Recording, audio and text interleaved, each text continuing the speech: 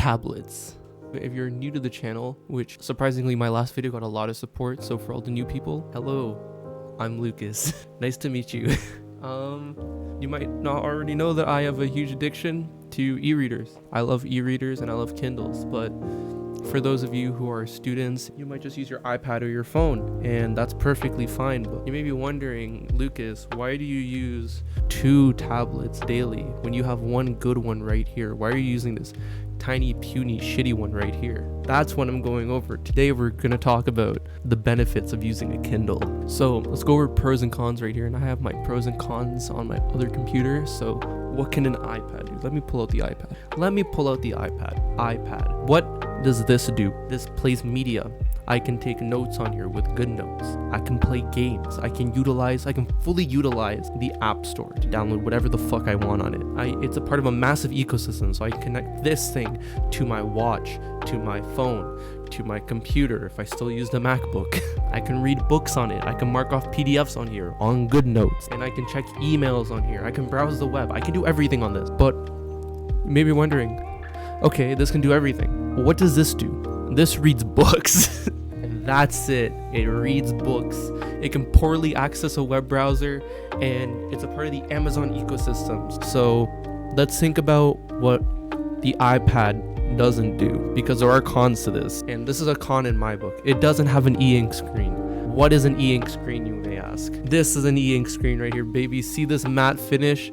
See this in all of its gloriousness? See how I can just put this anywhere and I can still read it? What this doesn't do is a lot. This doesn't do a lot. There is no app store. There's no native feature for sideloading apps on this. It has proprietary OS, so you can't even sideload apps onto this. You can't take notes or anything. You can highlight things, but you can't take any notes on this. There's no way of pulling up any sort of media on this that isn't a novel.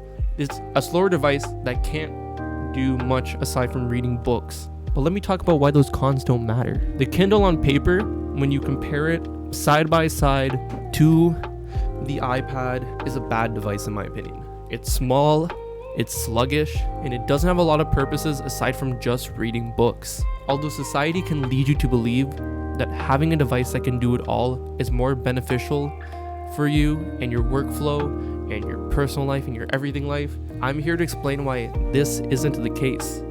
Society has led you to believe that having a device that can do everything is beneficial because it can do everything. It's in the title. It can do everything. We're expected to do a lot in this fast-paced society that we live in. A lot of those expectations are brought on to people who really don't know anything about technology. These older generation boomers think that we're machines because we can open up 2 tabs at once. Fuck that. We aren't about that life.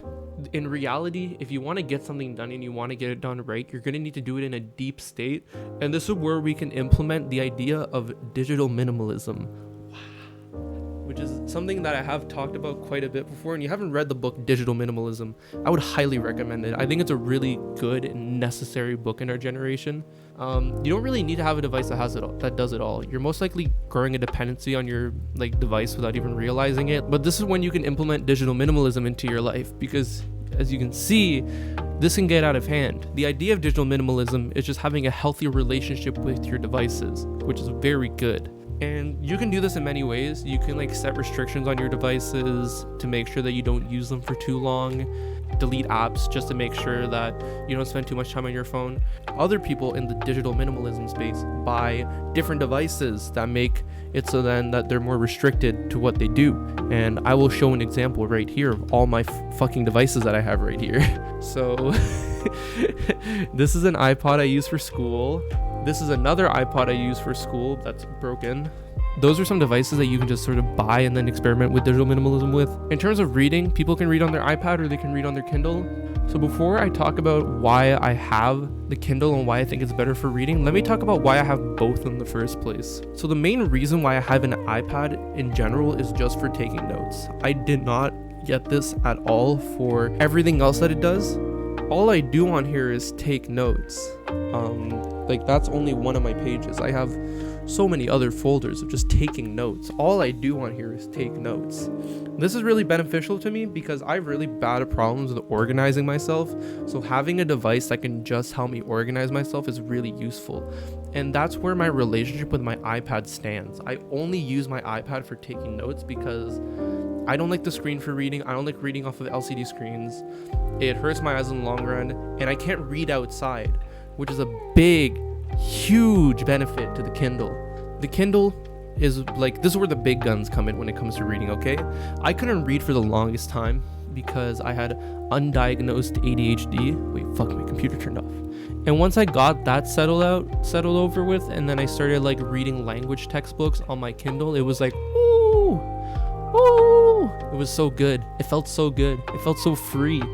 I was able to go anywhere, like on the bus, and it was like the best thing ever.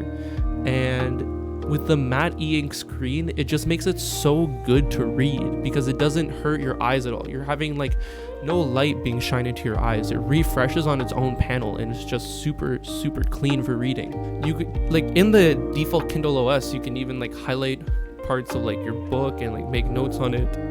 It's not a note-taking device by any means, but for highlighting paragraphs and highlighting quotes to like post on like your like Goodreads later, like it's good, it's solid. So that's the one thing that the Kindle does right. It provides a great reading experience on the go and for not a very expensive price. You can find methods of like getting all your books online and then just like transferring them onto your Kindle using Calibre. So for $100, you can just store a fuck ton of books on here and you have a really good reading experience on it. So the reason why I even use a Kindle in the first place, because I do prefer physical books. I'm gonna say this right now. I much prefer physical books. I love the feeling. I love the smell. They're so good. However, as you can tell by right here, those are all my books. This is the only place I can store my books. So I really don't have any more space for books than right there. I need to have some sort of online way of reading all of my books, and that's where the Kindle comes in. Using an e-ink device is subjectively the best way to read novels. At least I would say any type of novel, because it really depends on what e-ink device you can go, because this is a whole rabbit hole. You can go down a whole rabbit hole when it comes to e-ink devices, but subjectively it's the best way. Using a Kindle follows the Unix philosophy of just having a program that does one thing and does it well, and that's sort of what digital minimalism falls under. You have one device that does one purpose and it serves it well, and it allows you to disconnect from all your other cluttered devices, so you can focus on your one thing, and that's reading. Like when I use a Kindle instead of my iPad, it's amazing. It's like reading a book. It's like reading a normal book. It has all my books just on one book. So have you ever wondered why I use a Kindle and why I suck off Kindle so much? That's why I suck off Kindle so much, because I think they're great devices. They're not that expensive. You can buy them secondhand for so cheap too. And if you are interested in getting a Kindle or getting into e-ink devices, then I support it. And yeah, that's the video.